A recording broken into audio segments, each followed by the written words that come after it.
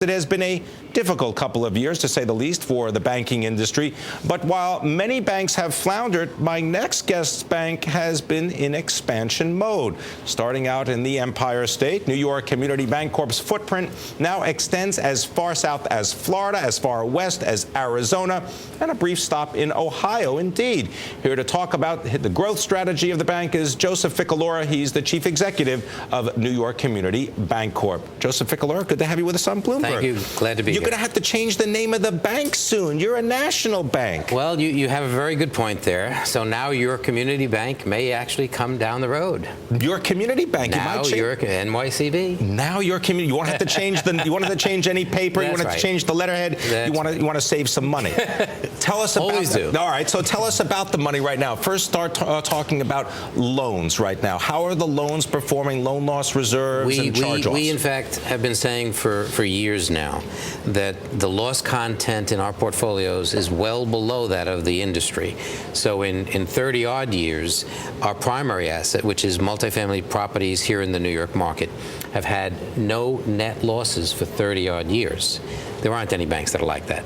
Our portfolio does have non-performing. We're up in the 200, 158 of assets and 2-odd in the way of loans. But that's not the relevant number. The relevant number is how much do we charge off. So the loss content is very low, even in this cycle. And we compare extraordinarily well against other banks. How'd you do this, Joseph? Over the course of many decades, we've had our lead director has been on our mortgage committee for 42 years. So although I started with the bank 45 years ago, I was a teller. 42 years ago. You were a teller. You started as a teller. I started as a teller, exactly. You're considered a success story in the industry. Not many people start out as tellers. And they don't normally stay. For 45 years, I'm with the same bank. But our lead director has been on the mortgage committee for 42 years.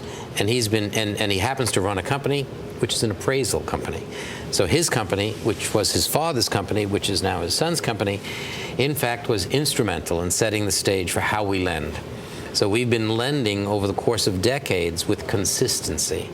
So our performance in the last cycle, 87 to 92, was different than that of Bowery, American Greater, Dollar. They all went out of business on multifamily loans. We lost in that entire cycle, 5 years, 11 basis points. 11 basis points, 0.11%. Yep. So in that cycle, we in fact demonstrated that we could do the right thing. We decided that we should be a public company so that we could create value for shareholders by buying other banks on the differentiation between our performance metrics and those of our peers. We have the ability to perform best in the worst of times. So 0 losses against 45 is 45 basis points.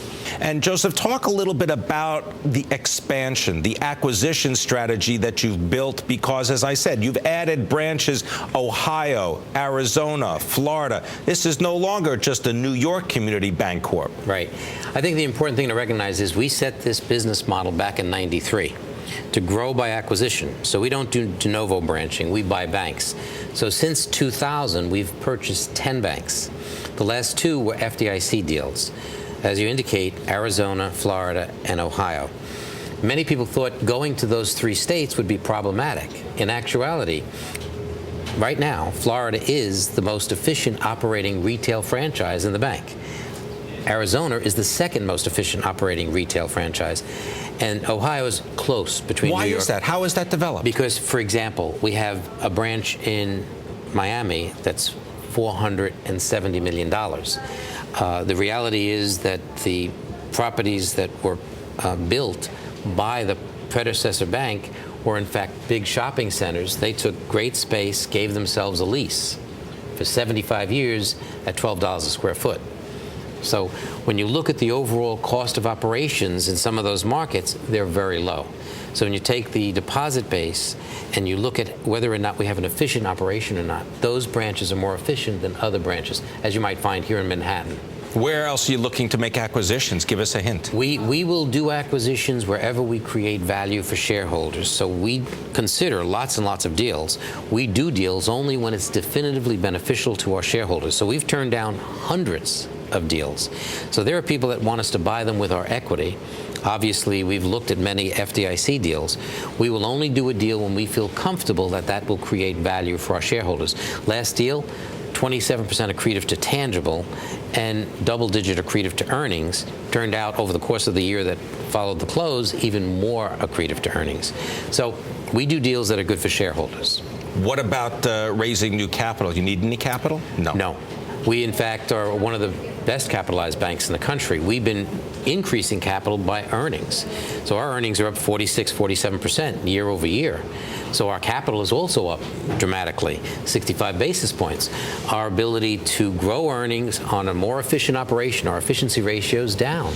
So we're more efficient, more capitalized, more liquidity, and earning more money than we've earned in many years. I want to thank you very much. Joseph Ficalora, Chief Executive, New York Community Bancorp.